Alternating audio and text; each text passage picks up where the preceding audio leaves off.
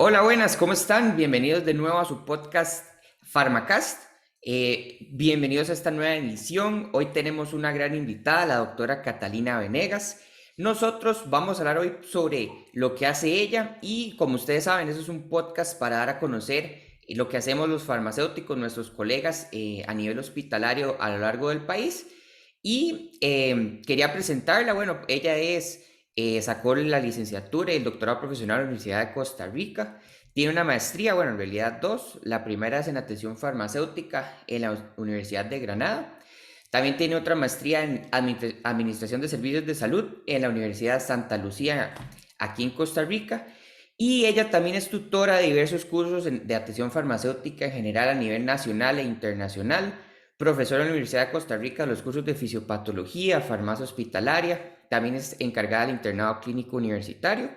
Y también es docente de la maestría de atención farmacéutica del país. Ella es vicepresidenta de la Organización de Farmacéuticos Ibero-Latinoamericanos a nivel internacional, y a nivel nacional ella es la presidenta aquí de la OFIL. También es miembro de la Comisión de Recertificación del Colegio de Farmacéuticos y miembro también de la Cátedra de Atención Farmacéutica en la Universidad de Granada. También es miembro de la Sociedad Latinoamericana de Nefrología e Hipertensión de Iberoamericana, perdón, y tiene más de 20 años de trabajar en el Hospital San Juan de Dios. Bienvenida, doctora, muchas gracias por estar aquí. ¿Cómo está?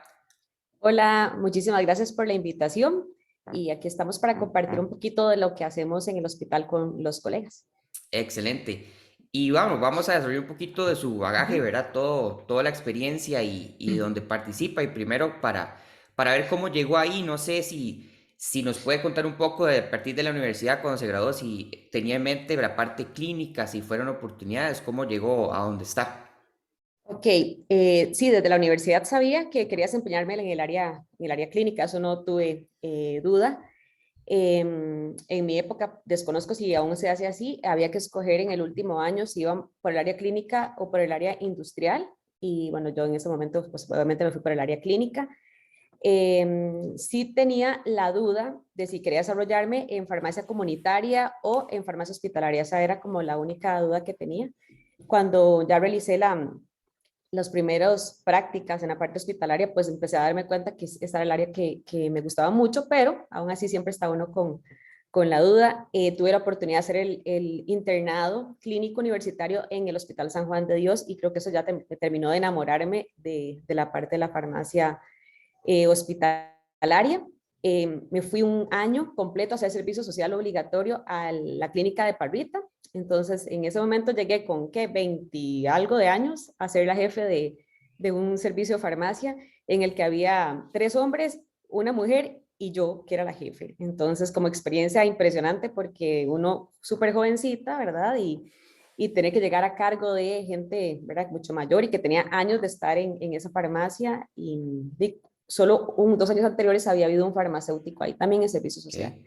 Entonces, una experiencia muy, muy bonita que terminó de convencerme, ¿verdad? Que esa era el área en la que debía estar.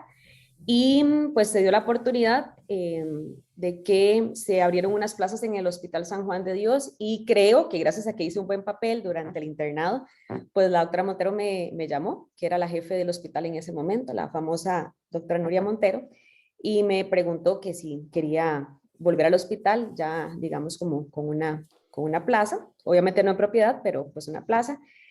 Y pues lo pensé un poquito, aunque ustedes no lo crean, porque igual tenía otras ofertas a nivel laboral, tanto farmacia de comunidad como incluso en visita médica, aunque no me gustaba mucho, pues siempre se queda uno pensando y al final, Ujú. por dicha, me decidí y le dije que sí a la doctora Materia y me fui al hospital y tengo 20 años ahí. Entonces sí, definitivamente no me equivoqué, ¿verdad? Es el área que realmente me apasiona.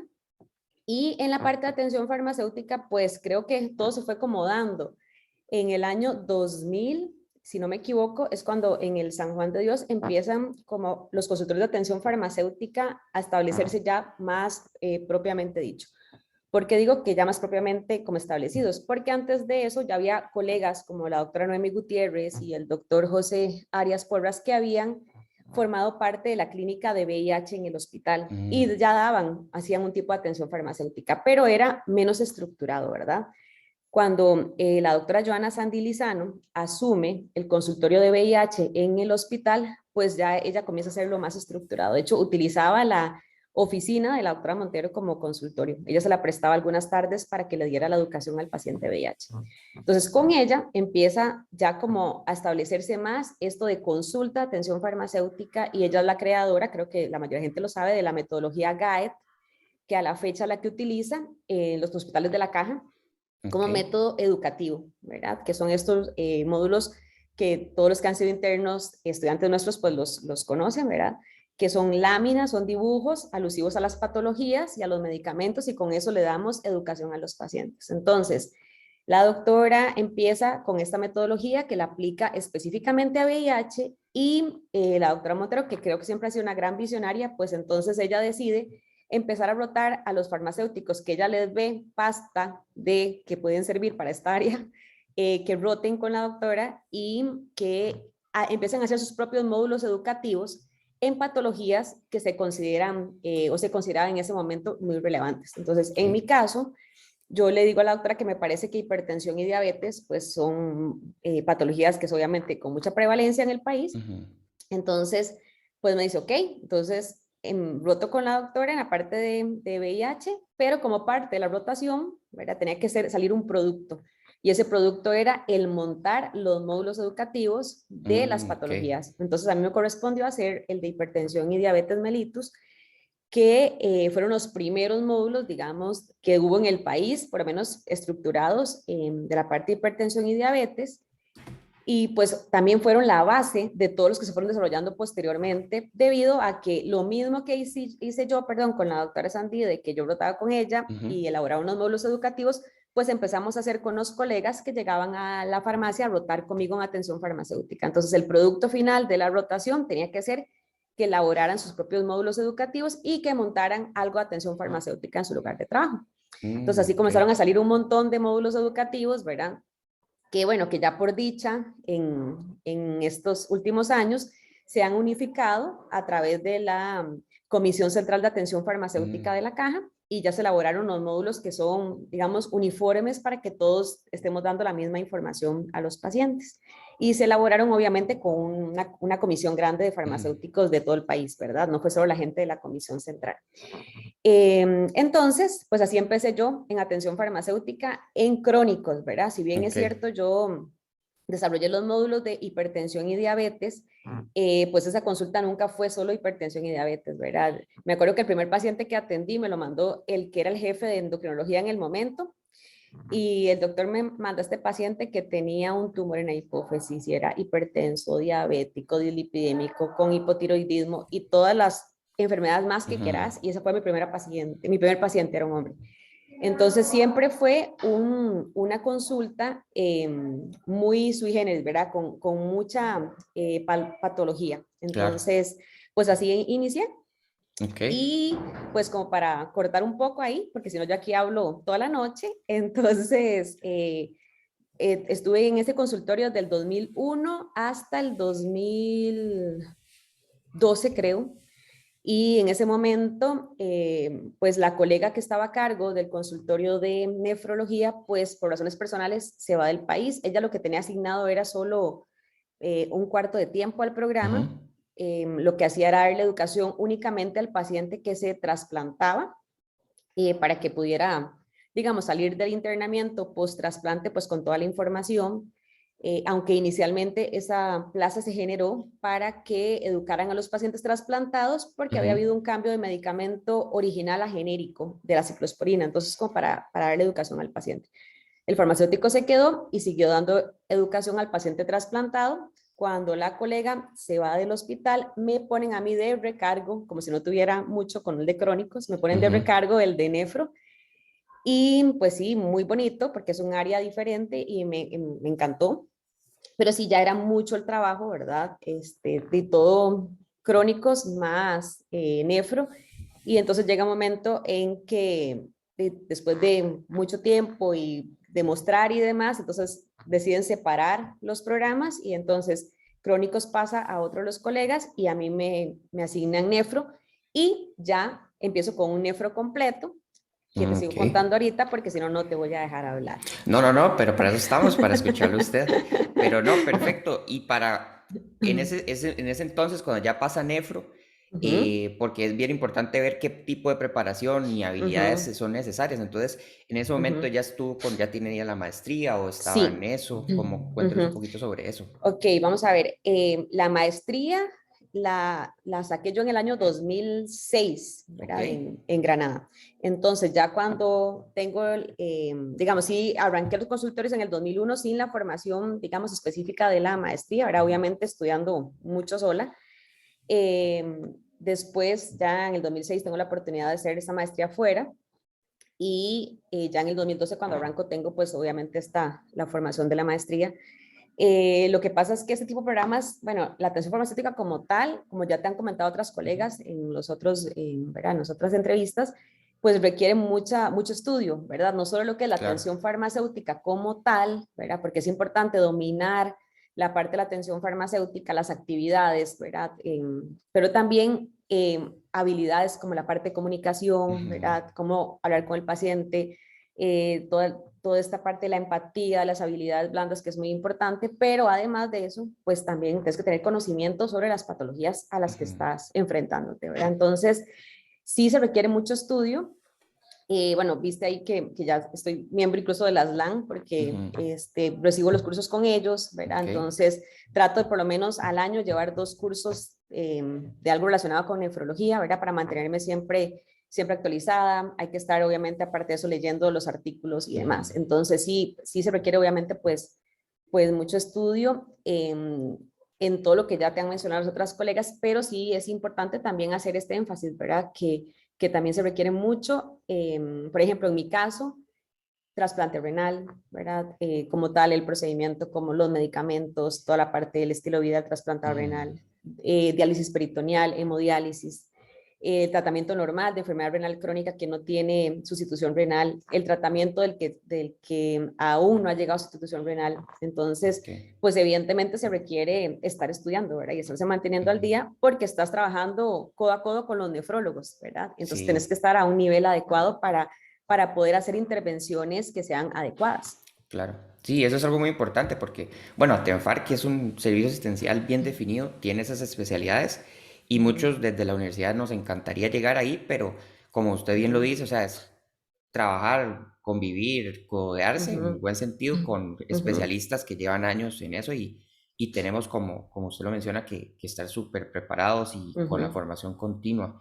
Y sí, queríamos hablar también un poquito sobre el día a día en nefrología, porque creo ujú. que es bien específico, ¿verdad? No sé Sí, cómo, hay otros colegas que nos han dicho que parte del tiempo lo dedican a tal atención farmacéutica. ¿Usted cómo lo maneja? ¿Qué hace a diario? perfecto. Entonces, te cuento un poquito como en el hospital, Ujú, ¿verdad? Nosotros tenemos 4 programas fuertes establecidos, el de nefro, ok, el de crónicos, el de respiratorio y el de VIH. Entonces, cada uno tiene un farmacéutico que está a tiempo completo, ¿verdad? Entonces, tenemos ok, esa gran ventaja.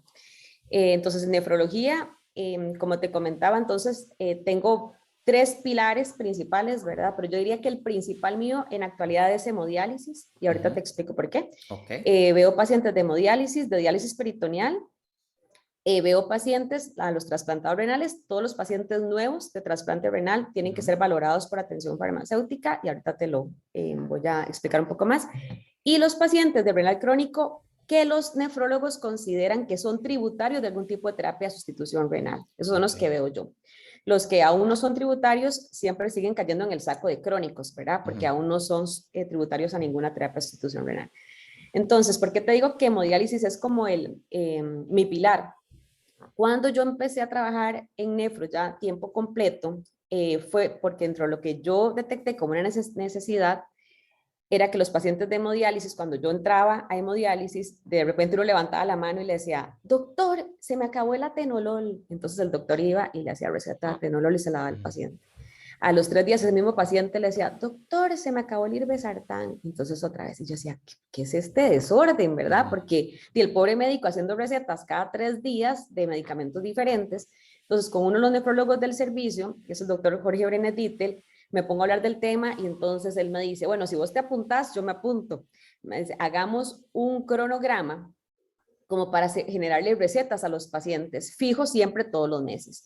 Pero para eso, digamos, el trabajo más grande era el mío, ¿verdad? Porque eso no implicaba que yo tenía que citar a los pacientes para que me trajeran la bolsa de medicamentos, poder hacer un conteo y verificar realmente cuánto tenían en la casa.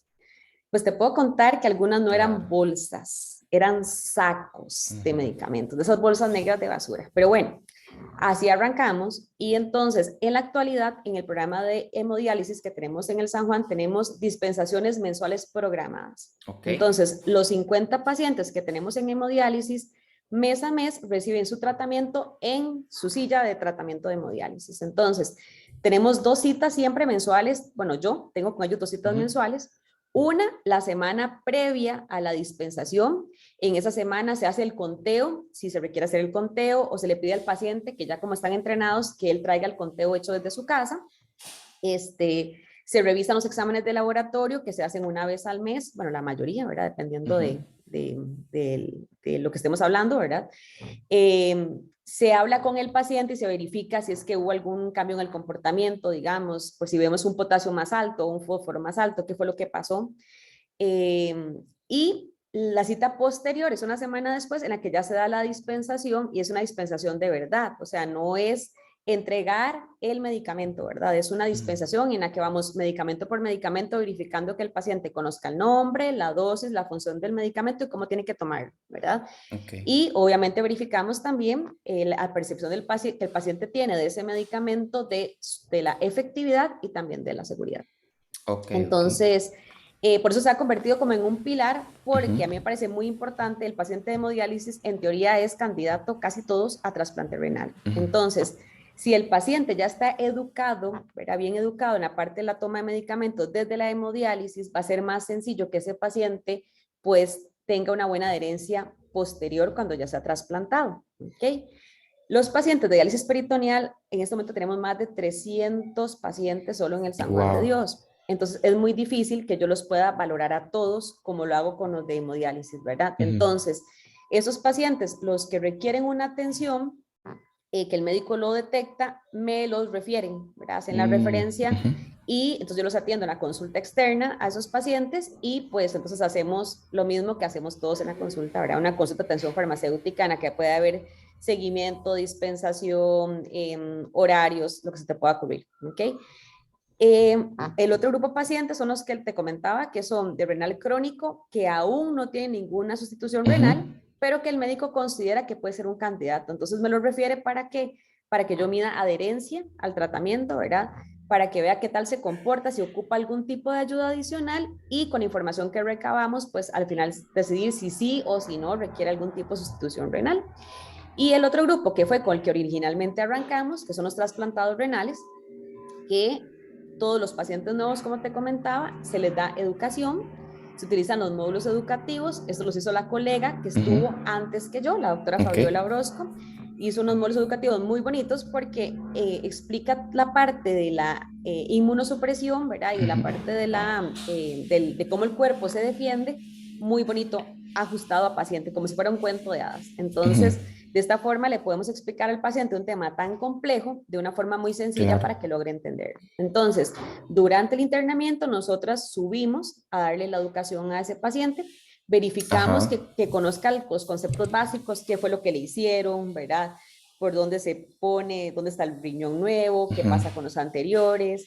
Incluso hablamos un poquito de la parte de alimentación, pero sobre todo nos enfocamos en la parte de medicamentos.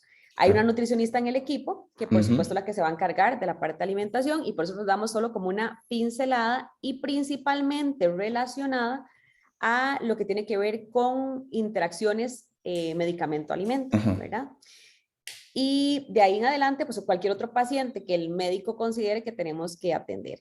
Entonces, usualmente los pacientes los vemos, porque creo que ya me lo vas a preguntar, entonces nos los dan por referencia, ¿verdad? Que referencia del médico tratante, puede ser por referencia de otro colega, ¿verdad? No sé, por ejemplo, puede ser que el que esté en crónicos detecte un paciente, ¿verdad? Que ya vio por notas que que va a ser de nefro, ¿verdad? Entonces, o que tiene algún medicamento ahí que prefieren que lo maneje yo, me lo puede referir también. El equipo de nefro, que incluye psicóloga clínica, nutricionista, los nefrólogos, y las enfermeras, ¿verdad? De diálisis peritoneal y de hemodiálisis, todos nos podemos referir entre nosotros. Ok. Entonces, puede ser que la nutricionista a veces pasa que detecta un paciente que me dice, no, es que este paciente le evalué la parte de dieta, pero tiene un desastre con los medicamentos, ¿verdad? Entonces eso también nos lo refieren. Ok. Y de hecho, bueno, y la otra forma es que el Ujú. paciente solo se autorrefiere, ¿verdad? Nos Ah, pasa que el mira, qué paciente interesante. llega y se da cuenta que el vecino, que a otros lo Ujú. atienden, entonces llega y nos toca la puerta en el Ah, consultorio. súper. O los colegas también, que a veces en la ventana de la farmacia, pues detectan, o durante los internamientos, Ujú. detectan pacientes que requieren, entonces también nos lo refieren y sin ningún problema Ok, los podemos atender. claro. Que me acordaba que hay una parte que no te mencioné Ujú. porque durante este año de pandemia tuvimos que dejarla de lado, pero resulta que la enfermera de diálisis peritoneal hace, bueno, o hacía visitas domiciliares para Mm, poder, una vez que el paciente ya estaba, primero, antes de iniciar diálisis peritoneal, para ver cómo estaban las condiciones en la casa ok. para poder iniciar. Y después se hacen visitas de seguimiento. Pues resulta que la enfermera empezó a detectar en ambos tipos de visitas que los pacientes tenían acumulados Mm, medicamentos y que muchas veces los tenían almacenados donde no debían, que no sabían cómo tomarlos, y ella estuvo insistiendo que ella necesitaba que algún farmacéutico la acompañara a visita domiciliar. Fue bastante difícil, ¿verdad? Porque primero hay que convencer al médico jefe del servicio, ¿verdad? Para que mm, autorizara, y el doctor a veces decía, sí, me parece que es importante, pero es que nos ayudas más acá con tales cosas. Y después también convencer a la jefe del servicio, ¿verdad? Porque obviamente implicaba que yo saliera por lo menos una vez, cada 2 semanas a hacer visita domiciliar un día completo. ok. Al final se logró. Entonces, estuvimos haciéndolo durante varios años y ha sido una experiencia muy, muy enriquecedora porque como el tiempo tal vez no es tan grande cada vez que se visita un paciente, ¿verdad? Entonces, y la enfermera tiene su trabajo, la trabajadora social el suyo y yo pues el mío con la parte de Ujú. medicamentos, pero sí ha sido muy bonito porque si en algún momento ven que estoy yo muy atareada, que son muchos medicamentos y no me da, se sienta alguna conmigo a revisar medicamentos y Mm, demás. Entonces, esta parte de domiciliar ha sido muy bonita, pero durante este año la tuvimos que parar, obviamente por la parte claro. del COVID, ¿verdad? Pero es otra parte en la que se incursionó en el San Juan, que ya se Ujú, hacía o se hace mucho en áreas de salud, que fue en ujú. atención farmacéutica domiciliar, pero en este caso enfocada en pacientes de diálisis peritoneal. Ok. Sí, y sí, justamente iba a preguntar como toda la relación interdisciplinaria que es muy Ujú. importante, que sí, no sabía también lo de la visita domiciliar, la verdad Ujú. es un punto que es bastante, bueno, para mí nuevo. Ujú. Y también preguntarle sobre el paciente hospitalizado, si Ujú. a usted es parte de las rondas en pasar visita Ujú. y demás, porque yo sé que no, en Costa Rica hay muy pocos farmacéuticos que se dedican, sí, bueno, no, solo yo creo que en mi hospital que se dedica 100% a farmacia clínica, Ujú. pero esa parte puede elaborarnos un poquito, a ver cómo se maneja, cómo vamos ahí como gremio. Sí, pues fíjate que lastimosamente no Ujú. voy a las visitas clínicas con los médicos. El Ok, problema es que no tengo tiempo. Así, claro, claro. literalmente, no tengo tiempo por lo que Ujú. te digo. Entonces, sí, a veces que queda así como un tiempillo, ¿verdad? Me escapo como a acompañar a hacer la visita hospitalizaria, pero es muy raro Ujú. porque realmente no me da el tiempo, ¿verdad? Yo Claro. ocuparía por lo menos la mitad de mi persona para hacer otras Mm, cosas. El asunto es que los pacientes de hemodiálisis ujú. tienen 3 turnos en el hospital. Entonces entra el primer turno, 7 de la mañana, bueno, entre 6 y 7, Sí, el segundo turno a las 11 de la mañana y el tercer turno a las 4 de la tarde. ok. Entonces yo tengo que atender pacientes en los 3 turnos. Obviamente ya elaboré un cronograma, Ujú. ¿verdad? Pero siempre, siempre tengo que ver por lo menos 1 o 2 pacientes en el primer turno, 1, 2 o 3 pacientes en el segundo turno, e incluso en el tercer turno tengo que quedarme después de las 4 viendo pacientes. Entonces, eso solo hemodiálisis, más la consulta externa ambulatoria que tengo que Claro. meterla entre esos espacios.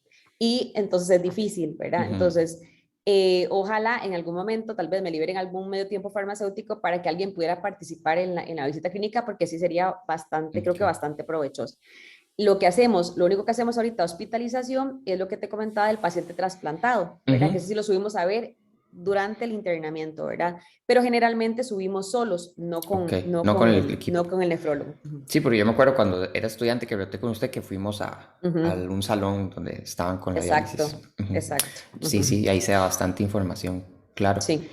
Y otra cosa que me parece que podemos hablar es la parte de la docencia, Ajá. porque también es algo muy, bueno, usted que la tiene muy desarrollada, primero como con los estudiantes y después en la maestría, ¿verdad? ¿Qué nos Ujú. puede hablar sobre eso?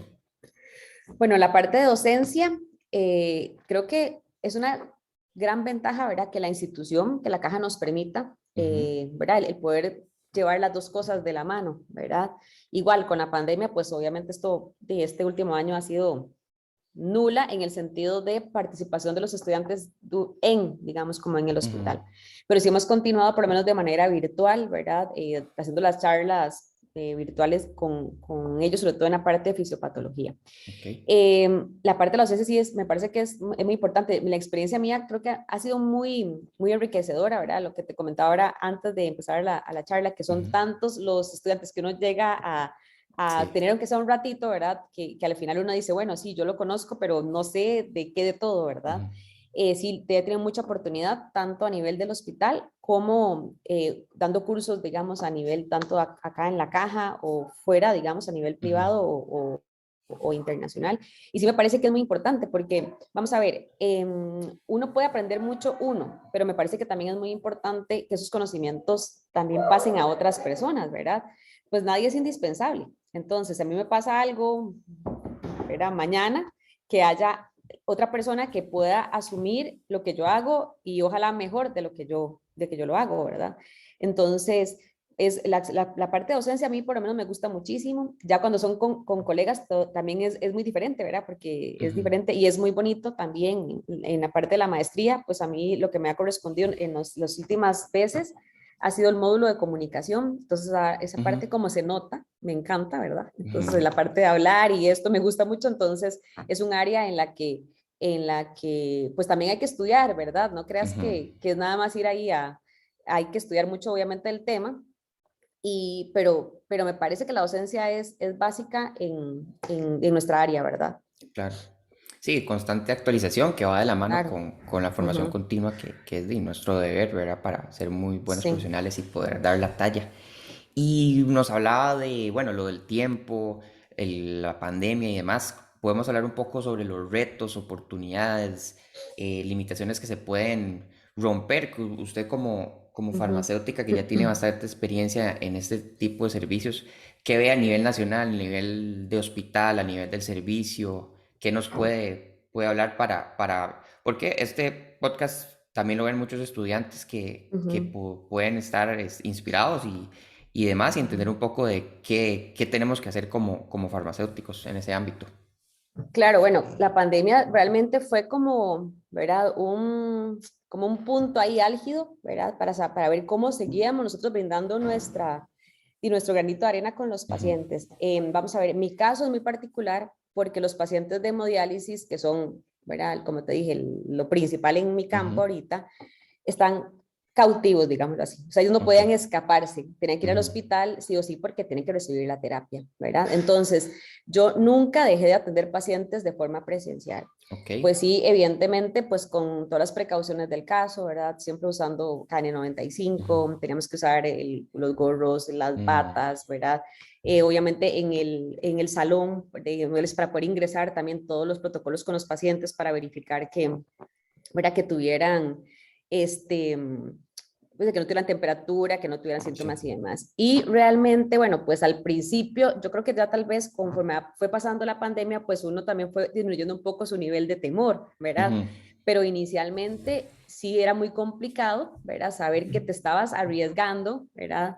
Al ingresar a ver pacientes que entran y salen del hospital, entran y salen del claro, hospital y que tienen a todos pues sus parientes. Y tuvimos una situación muy particular, nosotros tuvimos un brote de COVID mm, en hemodiálisis. oh, Entonces, fue tanto así que tuvimos que abrir un turno, un tercer turno, solo para pacientes que estaban con COVID. Entonces, Oh, imagínense puchica. lo que, bueno, lo que era todo el personal, porque si uno se cubría, ¿verdad? Ahora imagínense el personal porque, o sea, a mí no me tocaba atender directamente al Ujú, paciente COVID, ¿verdad? Estamos claros porque estaba internado y yo no tengo que ver, no tenía que hacer nada con el ujú. internado. Pero el paciente tenía que bajar a la misma unidad donde después íbamos a atender otros pacientes. Entonces, Wow. mucha gente me decía, pero ¿por qué no a los otros pacientes, no a los que ya estaban con COVID? Ujú, ¿Verdad? Me decían, pero ¿por qué nada más no le dejas el paquete de medicamentos con la enfermera ujú, y no te arriesgas? Y yo, porque si yo estudié farmacia y si hago atención farmacéutica es para ver a mis pacientes, ujú. entonces mi función es no solo entregarle el medicamento, es asegurarme que lo esté usando de forma correcta. ¿Y por qué se va a arriesgar la enfermera y yo no? ¿Verdad? Entonces, al final, pues era así como, Dios mío, ¿verdad? Uno con todos los trajes de protección y todo, pues tratando de mantener la distancia y demás y hacer igual lo que había que hacer. Entonces, digamos que para mí eso no fue como diferente. Sí, con algunos pacientes de la consulta externa, pues obviamente sí tuvimos que utilizar otros métodos alternativos, ¿verdad? Ujú, Entre esos, por dicho, estamos equipados bastante bien. Entonces tenemos tablets con cámaras y ok. ¿verdad? Eso se puede usar, podemos usar el Zoom. Ujú, En mi caso, con el inconveniente que tengo mucho adulto mayor, que le cuesta un mm, poquito más la, ¿verdad? claro, claro. Tecnología. Entonces sí, hacíamos, digamos, pedíamos ayuda muchas veces a los familiares, sobre todo jóvenes, hijos, nietos, nos ayudan a conectar a los pacientes. Otra forma en que pudimos suplir un poco fue con llamada telefónica, Ujú, ¿verdad? Entonces hacíamos la consulta normal con llamada telefónica. Eso fue otro de las formas en que lo pudimos hacer. Y pues así fue pasando, digamos, como mi consulta, ¿verdad? Que ok. yo no sentí tan así Ujú, el cambio. Ahora sí te puedo decir que mis compañeros de las otras consultas, pues sí tuvieron que adaptarse todavía mucho más al cambio, ¿verdad? Mucha llamada telefónica, mucho, ¿verdad? Por Zoom, mucho lo que es envío ¿verdad? De horarios y ayudas, todo por correo electrónico con los pacientes, ¿verdad? Mucho por WhatsApp. Entonces, sí pienso que esto de la pandemia fue un reto, ujú, ¿verdad? Que nos ayudó, ¿verdad? A ver cómo solucionábamos y cómo lográbamos llegar a ese paciente, ¿verdad? Yo te soy muy honesta, a mí me parece que la tecnología nos ayuda mucho, pero para mí no sustituye el cara a cara con el paciente, ¿verdad? claro. Y en esta atención farmacéutica, pues a veces uno necesita tener el paciente ahí para verificar si realmente el paciente te comprendió, Ujú, ¿verdad?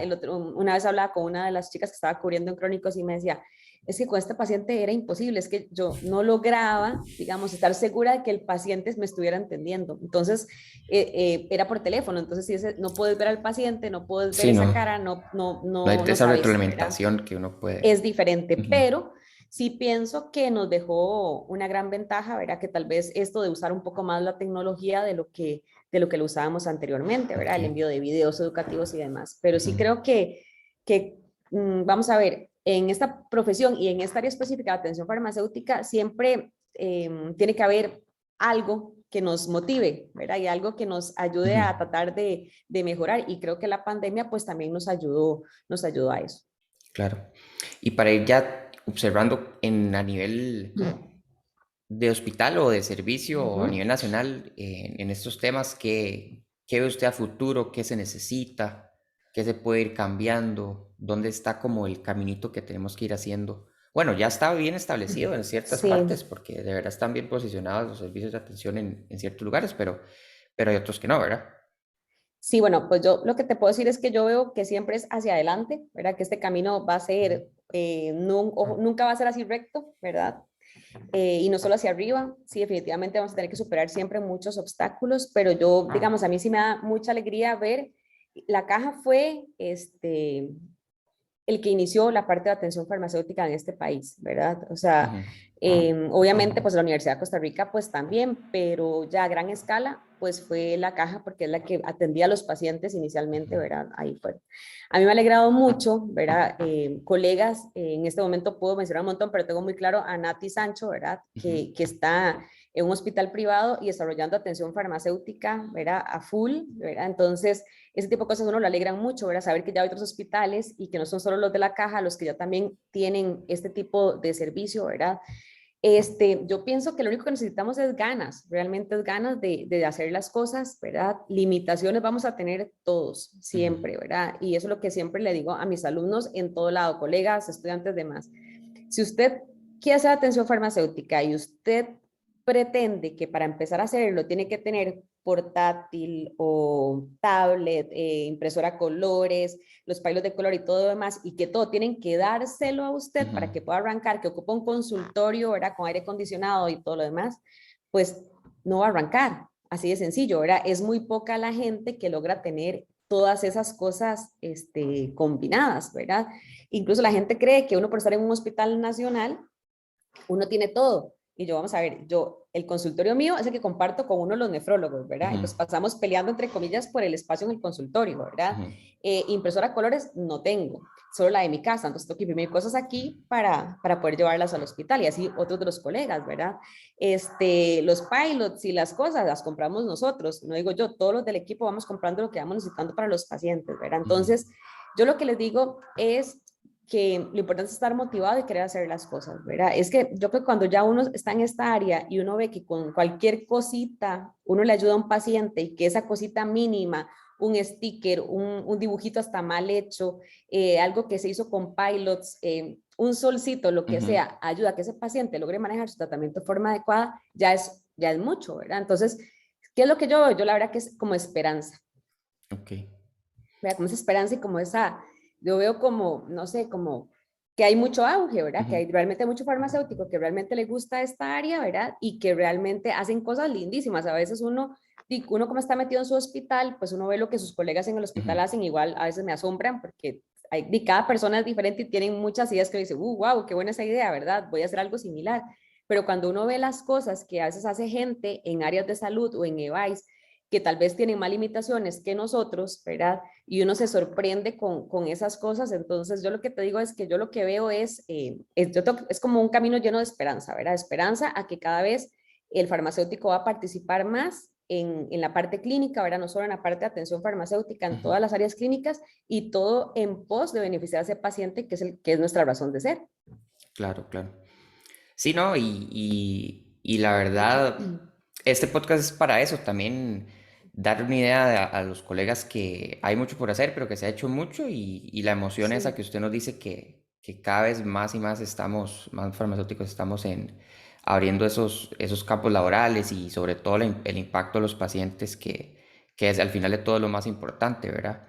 Sí, y yo creo Y... que, perdón por interrumpirte, que es importante cualquier cosa, ¿verdad? Es que a veces en serio la gente dice, no, es que yo no hago atención farmacéutica porque yo solo hago un horario, o no, yo no hago atención farmacéutica porque nada más hago unas rotulaciones, todo eso es atención farmacéutica, ¿verdad? Todo eso son actividades, entonces, y todo eso es importante irlo documentando, ¿verdad? Irlo documentando porque sí, como lo mencionas, es que hay que irse ganando ese espacio, ¿verdad? Y imagínate, nosotros empezamos con una farmacéutica en VIH que era ahorita y que terminó llegando a ser tiempo completo. Nosotros empezamos crónicos que era una vez a la semana y terminamos con un farmacéutico a tiempo completo. En nefro era una farmacéutica un cuarto de tiempo y terminamos con una farmacéutica a tiempo completo, ¿verdad? Entonces, ¿eso por qué se va dando? Porque realmente se genera una necesidad. Se crea una necesidad, los pacientes lo piden, los médicos lo piden, de hecho en el Claro. hospital nos pasa, yo coordino el área de atención farmacéutica del hospital y nos pasa que nos llegan los médicos los de reuma, ¿verdad? Que tienen al pobre doctor Víquez en crónicos hasta aquí, porque con toda la parte de biológicos y demás, llegan los de reuma, llegan los de onco, llegan otras especialidades que quieren tener un farmacéutico ahí con ellos, ¿verdad? Ayudándole con la parte de atención farmacéutica.